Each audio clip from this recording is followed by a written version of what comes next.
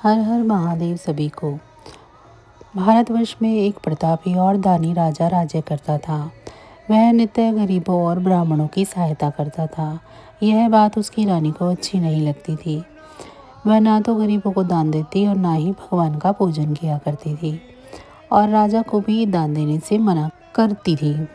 एक दिन राजा शिकार खेलने के लिए वन को गए तो रानी महल में अकेली थी। उस समय बृहस्पति देव साधु का वेश बनाकर राजा के महल में भिक्षा के लिए गए और भिक्षा मांगी। रानी ने भिक्षा देने से इनकार कर दिया और कहा कि हे साधु महाराज, मैं तो दान पुण्य से तंग आ गई हूँ। मेरा पति सारा धन लुटाते रहते हैं। मेरी इच्छा है कि हमारा सारा धन नष्ट हो जाए, फिर ना रहेगा बांस और ना ही बजेगी बांसुरी। साधु ने कहा, देवी तुम तो बड़ी विचित्र हो। धन संतान तो सभी चाहते हैं, पुत्र और लक्ष्मी तो पापी के घर भी होनी चाहिए। यदि तुम्हारे पास अधिक धन है तो भूखों को भोजन करा दो, प्यासों के लिए प्याऊ बनवाओ, मुसाफिरों के लिए धर्मशालाएं खुलवाओ। जो निर्धन अपनी कुंवारी कन्या का विवाह नहीं कर सकते हैं उनका विवाह करा दो।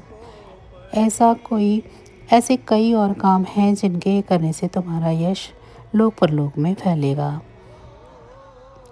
परंतु रानी पर उपदेश का कोई प्रभाव न पड़ा। वह बोली, महाराज आप कुछ ना कुछ कहें, कुछ ना समझाएं। मैं ऐसा धन नहीं चाहती जो हर जगह बांटती फिरूं।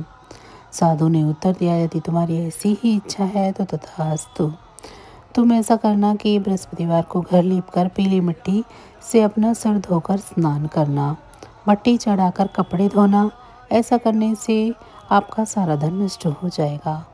इतना कहकर वह साधु महाराज वहाँ से अलोप हो गए।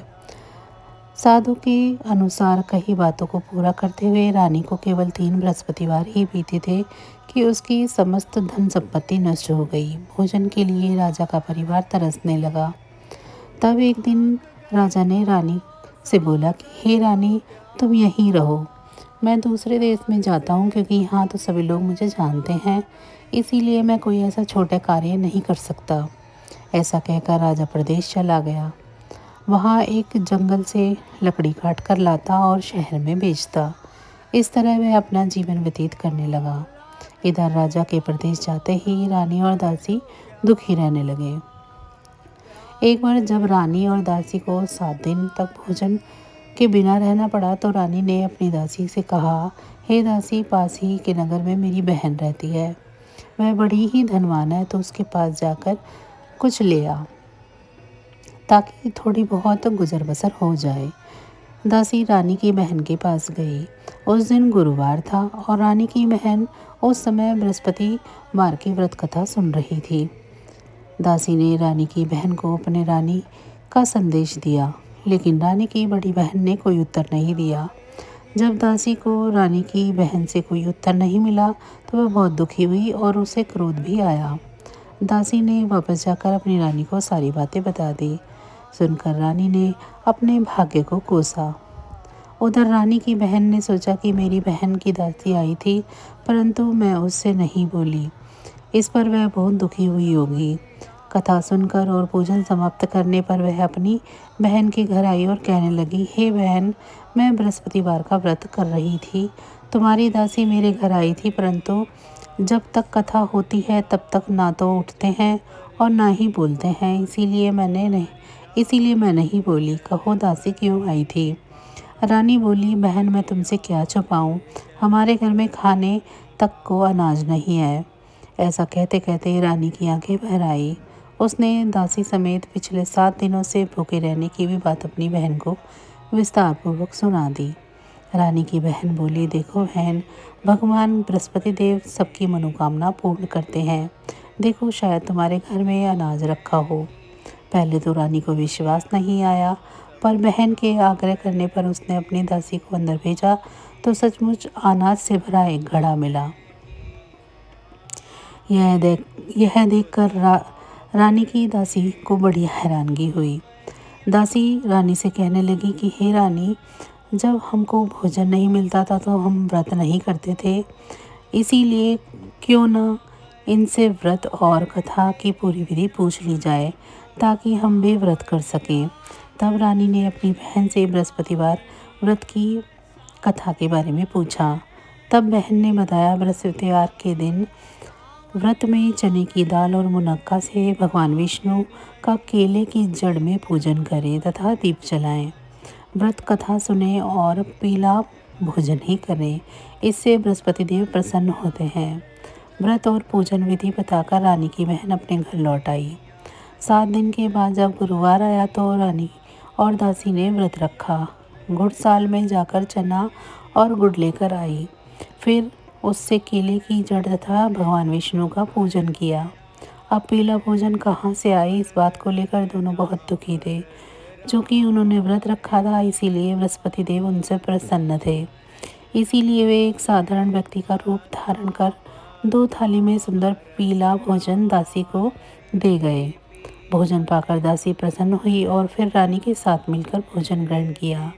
उसके बाद वे सभी गुरुवार को व्रत करने तथा पूजन करने लगी। बृहस्पति भगवान की कृपा से उनके पास फिर से धन संपत्ति आ गई, परंतु रानी फिर से पहले की तरह आलस्य करने लगी। तब दासी बोली, देखो रानी, तुम पहले भी इस प्रकार आलस्य किया करती थी, तभी धन रखने में कष्ट होता था। इस कारण सभी धन नष्ट हो गया, और अब जब भगवान बृहस्पति की कृपा से धन मिला है तो तुम्हें फिर से आलस्य होता है।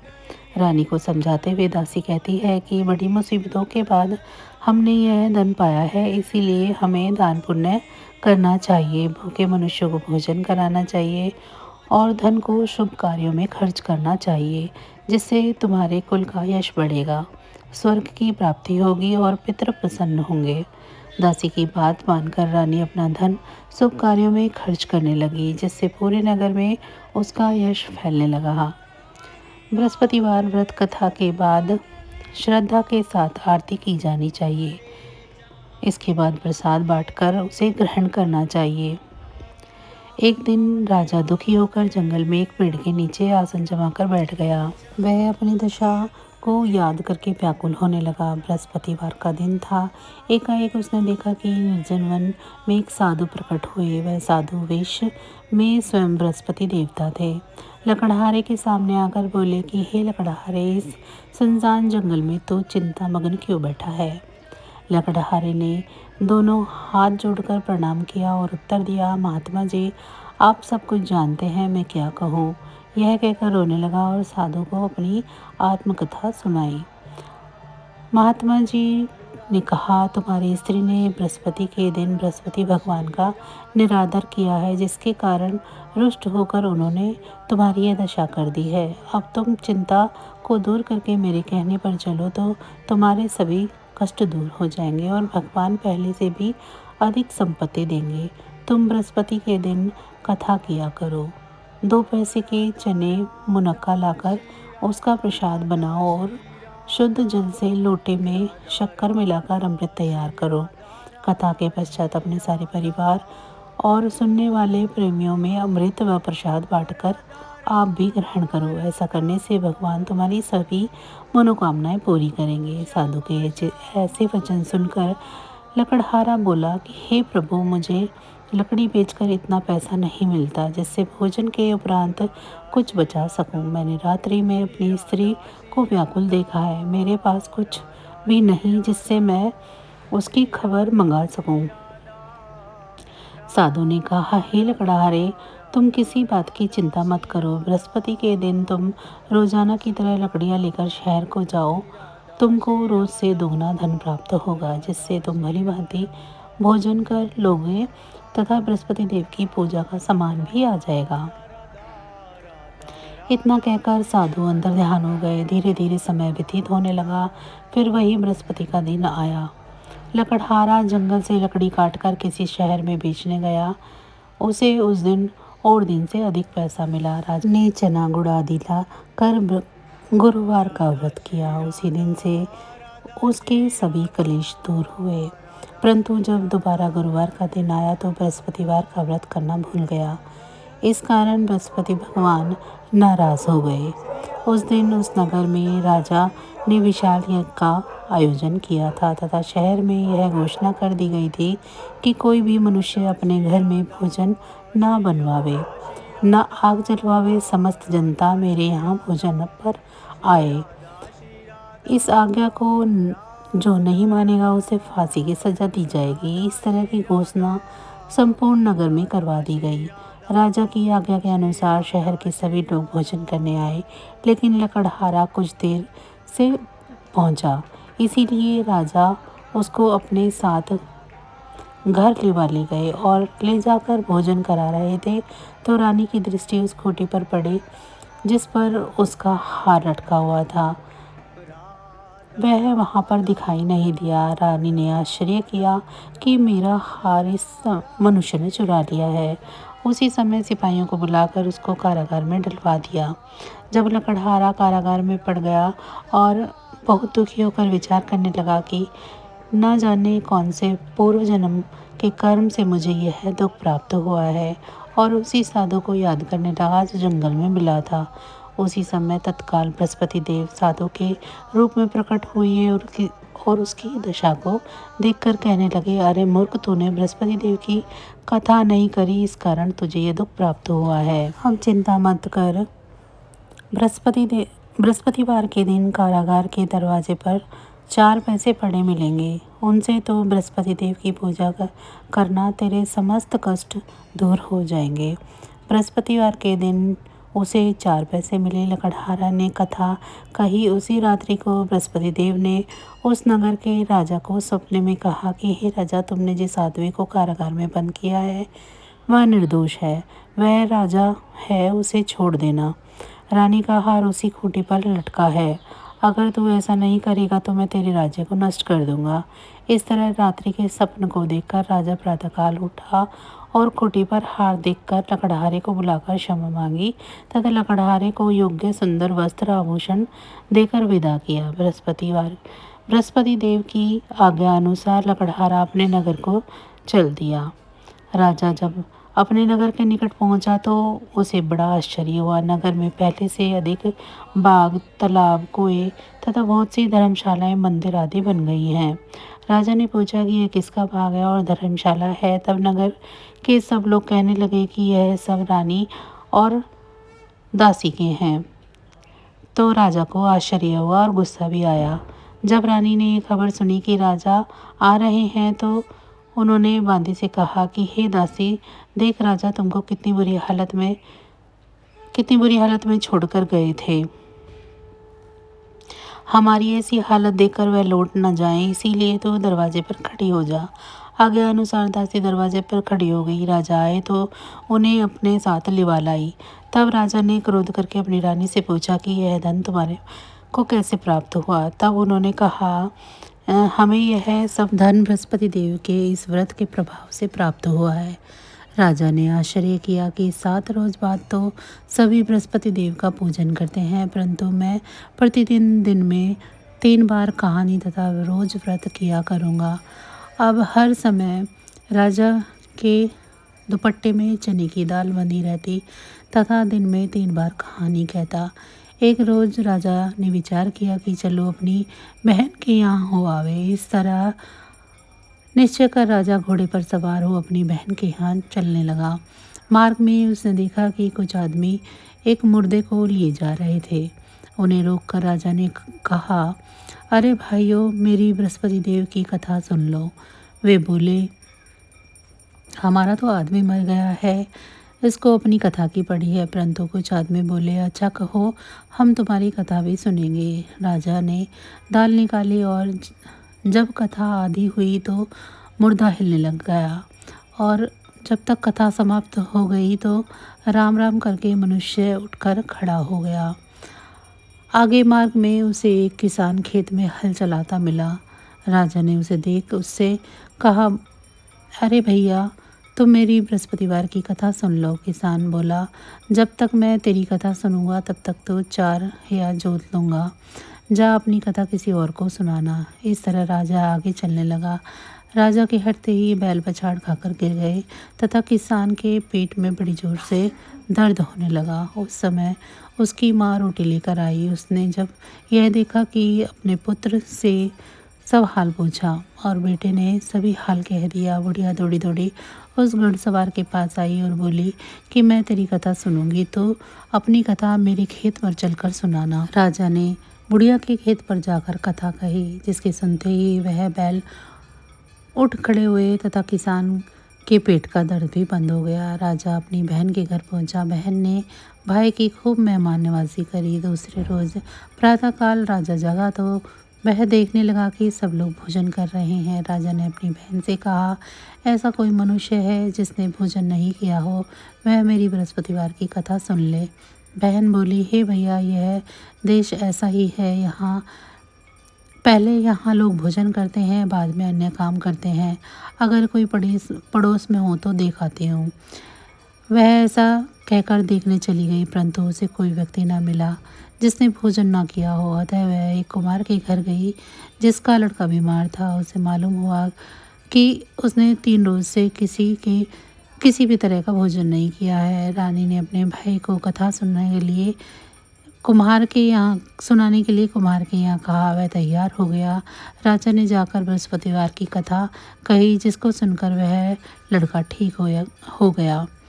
अब तो राजा की प्रशंसा होने लगी। एक रोज राजा ने अपनी बहन से कहा कि हे बहन, हम अपने घर को जाएंगे, तुम भी तैयार हो जाओ। राजा की बहन ने अपनी सास ने कहा कि चली जा, परंतु अपने लड़के को मत ले जाना, क्योंकि तेरे भाई की कोई औलाद नहीं है। बहन ने अपने भैया से कहा कि हे भैया, मैं तो चलूँगी पर बालक नहीं जाएगा। राजा बोला कि जब कोई बालक नहीं चलेगा तो तुम ही क्या करोगी। वह बड़े दुखी मन से राजा अपने नगर की ओर लौट आया। राजा ने अपनी रानी से कहा, हम निर्वंशी है, हमारा मुख देखने का धर्म नहीं है और कुछ भोजन आदि नहीं किया है। रानी बोली, हे प्रभु, बृहस्पति देव ने हमें सब कुछ दिया है, परंतु औलाद नहीं दिए तो वे अवश्य ही देंगे। उसी रात को बृहस्पति देव ने राजा को स्वप्न में कहा कि राजा उठ, सभी सोच त्याग दे, तेरी रानी गर्भ से है। राजा को यह बात सुनकर बहुत खुशी हुई। 9 महीने में से उसके गर्भ से एक सुंदर पुत्र की प्राप्ति हुई। तब राजा बोला, हे रानी, स्त्री बिना भोजन के रह सकती है, पर बिना कहे नहीं रह सकती। जब मेरी बहन आवे तो मुझसे कहना मत। रानी ने सुनकर हाँ कह दिया। जब राजा की बहन ने यह शुभ समाचार सुना तो वह खुशी से बधाई देने के लिए भाई के घर आई। तभी रानी ने कहा, घोड़ा चढ़कर तो नहीं आई, गधा चढ़ी आई। राजा की बहन बोली, भाभी, मैं इस प्रकार न कहती तो तुम्हें औलाद कैसे मिलती। बृहस्पति देव ऐसे ही हैं, जैसी जिसके मन में कामनाएं हैं सभी को पूर्ण करते हैं। जो सद्भावना पूर्वक बृहस्पतिवार का व्रत करता है एवं कथा को पढ़ता है, सुनता है, दूसरों को सुनाता है, बृहस्पति देव उसकी सभी मनोकामनाएं पूरी करते हैं। भगवान बृहस्पति देव उसकी सदैव रक्षा करते हैं। संसार में जो मनुष्य सद्भावना से भगवान जी का पूजन व्रत सच्चे हृदय से करते हैं तो उसकी सभी मनोकामनाएं पूर्ण होती है। जैसी सच्ची भावना से रानी और राजा ने उनकी कथा का गुणगान किया तो उनकी सभी इच्छाएं बृहस्पति देव जी ने पूर्ण की थी। इसीलिए पूर्ण कथा सुनने के बाद प्रसाद लेकर जाना चाहिए।